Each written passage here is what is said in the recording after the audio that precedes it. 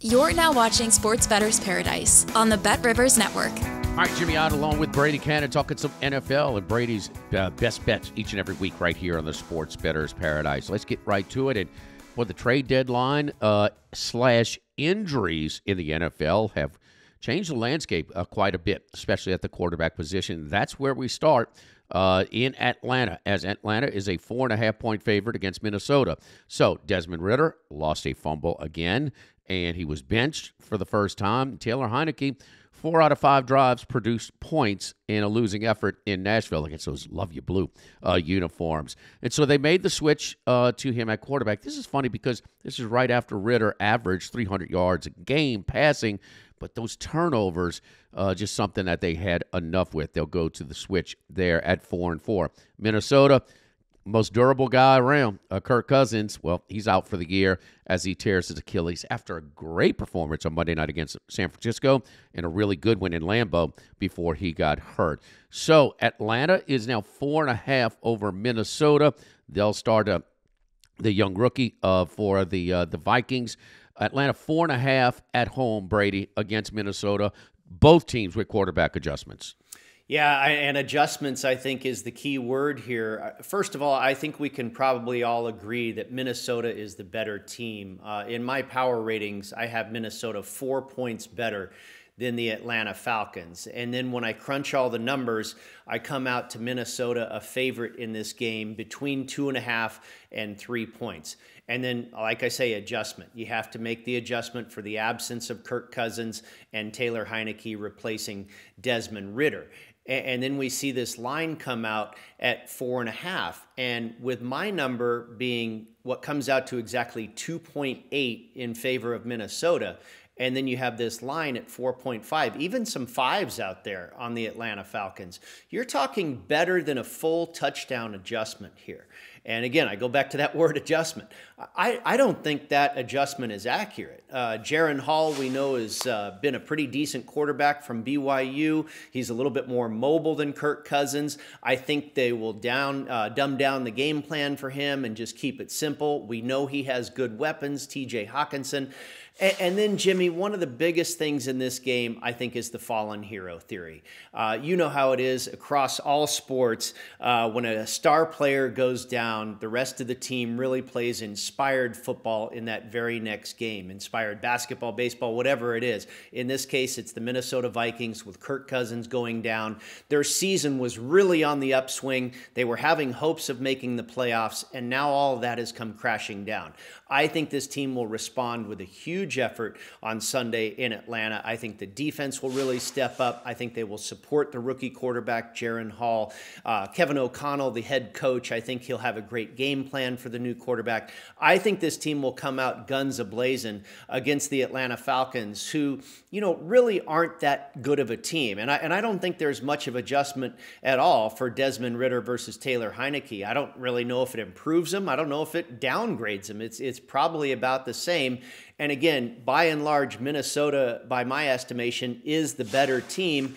And now you get an inspired effort rallying the troops around the young quarterback and playing for their guy, Kirk Cousins.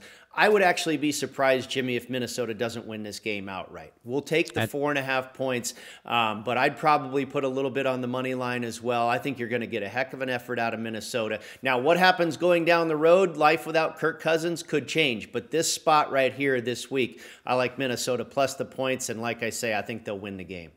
Yeah, a lot of people mentioning Atlanta now, like as survivor pool picks and things like that. It's scary. Yeah. So I mean, it's and Cousins have been playing well, and so boom, that's the general reaction when the line is kind of built into the overreaction, if you will. With Cousins going down. But Minnesota very early, when they were losing these one-score games out the chute, Cousins, it was perceived that it was the last year of his deal. They didn't sign an extension, so this was probably going to be his last year in Minnesota. So, and a lot of people wondered if they were a seller or a buyer once he went down. Danielle Hunter was having an outstanding year, tied for the lead league in sacks. they stayed. Flores' defense seems to be getting better and better, learning to his new personnel. And, yeah, the fallen hero is real. As far as the adjustment, right now, the odds makers are taking a wait-and-see look. Exactly. No change from Ritter to Heineke as far as their point spread value / power rating. So we'll see. It can go up or down. It's funny, the things that that Ritter is struggled with the most. Well, Heineke had a lot of turnovers as well. And so but at some point they had to sit the young quarterback. And the one that really kills me, Brady, he's coasting in the end zone at Tampa for a touchdown. And man, get past the goal line. You don't have enough skins on the wall to coast in there and lose your team 7 points by trying to be too cool for school. So they're going to sit him down. Still only 12 career starts. Our buddy Mike Lombardi says we got to wait for 20 starts before we formulate a strong opinion long term. So we'll see. So Atlanta 4.5 against Minnesota, taking Minnesota in the points at live dog. Moneyline alert there as well. Get extra value this football season with BetRivers Squares. Went up to $10,000 in bonus money. Bet $10 in same-game parlays on any game with the Squares icon to earn a square. That's brought to you by our friends over at BetRivers. All right, the punt versus points champion, the Jets. That's right, more punts and points in their game against the Giants, 24-23 now. And the Chargers took care of business, and here's the tease with Justin Herbert. Man, he looked fantastic against that porous Bears defense, and they win comfortably. So now they go to New York for Monday Night Football. We just can't get enough of these Jets on prime time. They'll stay with that Jets-Raiders Sunday night game the following week. Chargers on the road here, 3.5 coast-to-coast trip to the Meadowlands on Monday night.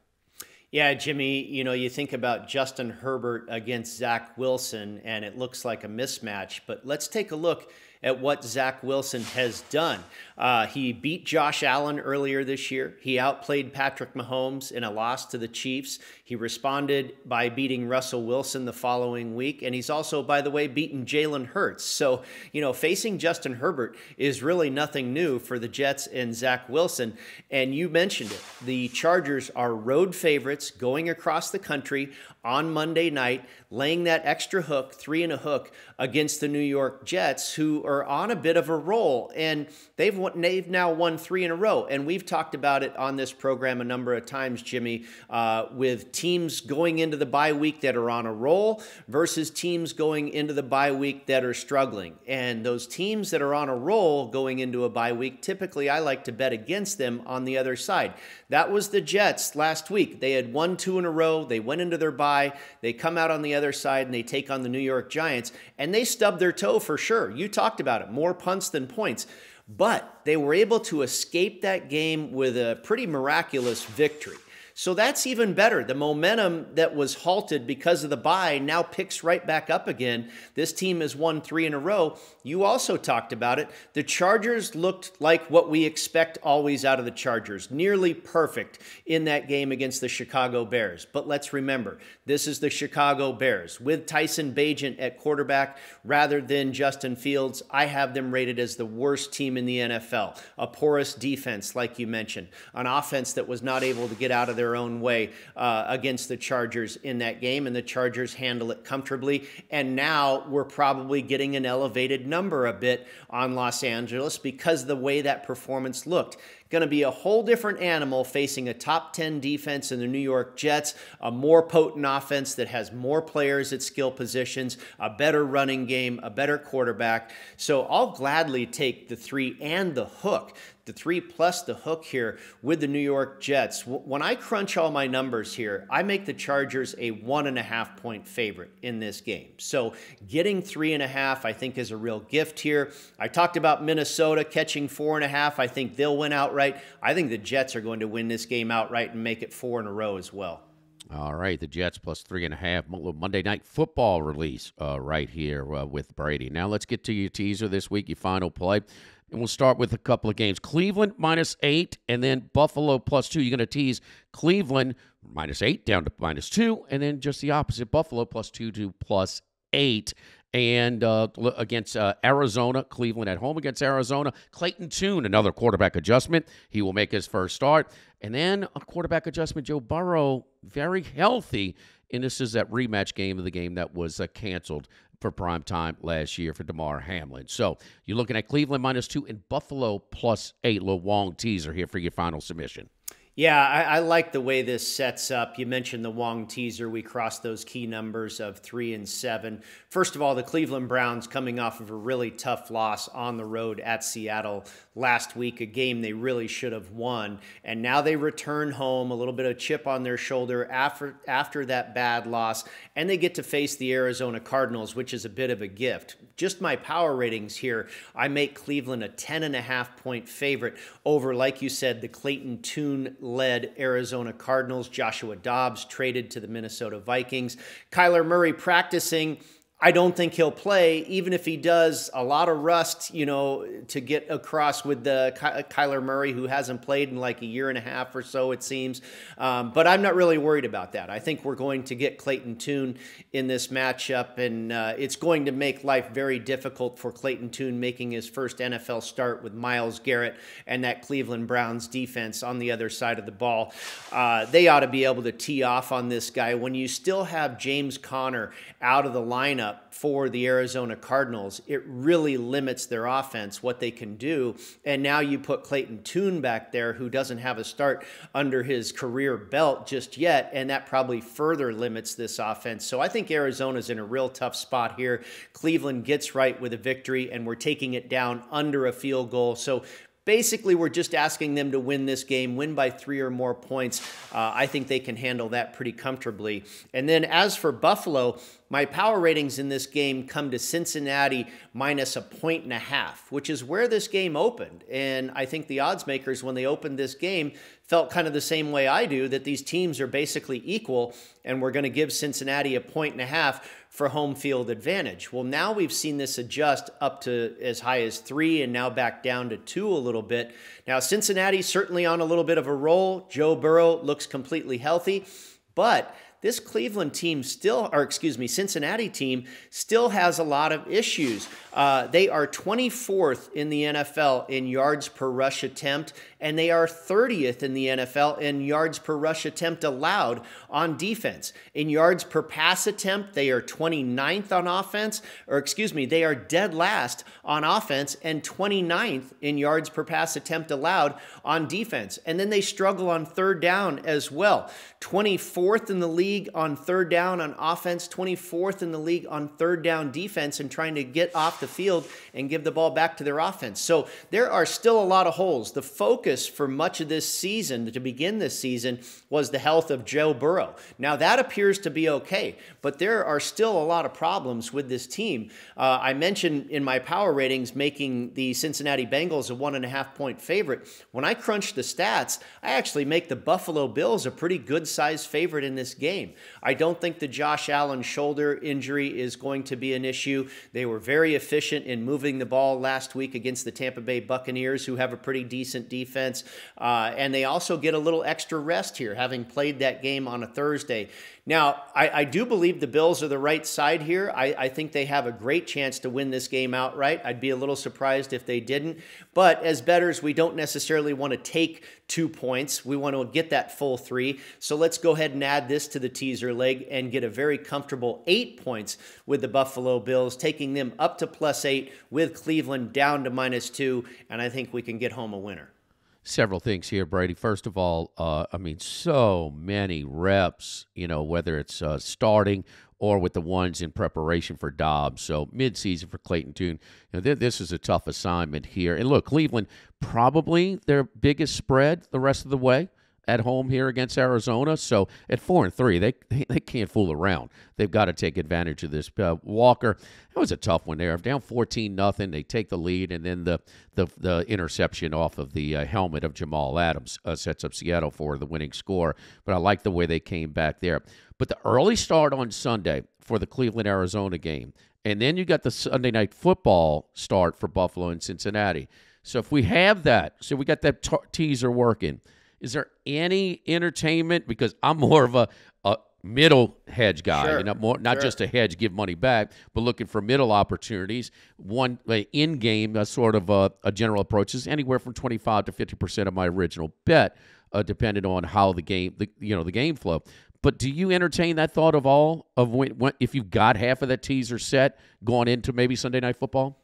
I do, Jimmy, and I think it is best practice to play teasers that way. Don't play them when they're kicking off at the same time. So stagger them. Yeah. If you're able to, let's say we've got Thursday Night Football with the Tennessee Titans. I like teasing them up to plus 8.5, and then you roll that with a game on Sunday or an early game on Sunday into a late game on Sunday. Now, it's not always going to work that way, but you give yourself an opportunity. So let's say we get Cleveland home. They win by 3, 4, 10 points, whatever it is. They cover their leg of the teaser. And then you can go ahead and hedge a little bit with Cincinnati money line. And like you say, possibly win all of your bets there. Get Buffalo home on the teaser plus 8. Maybe Cincinnati wins the game by 2, 3 points, whatever. Everybody's a winner. So I think giving yourself those opportunities is a good practice. You don't want to just be blind to it. You want to be aware of that. And I wouldn't necessarily just structure my teaser because I want to have that situation. I mean, you always want to go with what you feel is the best bet. But if you have maybe 4 or 5 different teaser options that you like, maybe try and structure it that way so you give yourself that opportunity. Even if you don't tease, you just want to see maybe even 10% just to kind of give yourself an idea of how that feels. Keep in mind, as opposed to once the game starts. Once those games starts, it's not just minus 10 on both sides with the VIG too. I mean, that juice expands, considerably as far as the in-game is concerned, as far as if you're a traditional kind of in-game hedge / middle guy as well. All right, so Cleveland and Buffalo, your teaser there. 3 best bets for Brady each and every week right here on the Sports Bettor's Paradise. For Brady Kannon, I'm Jimmy Ott on the Sports Bettor's Paradise on the BetRivers Network.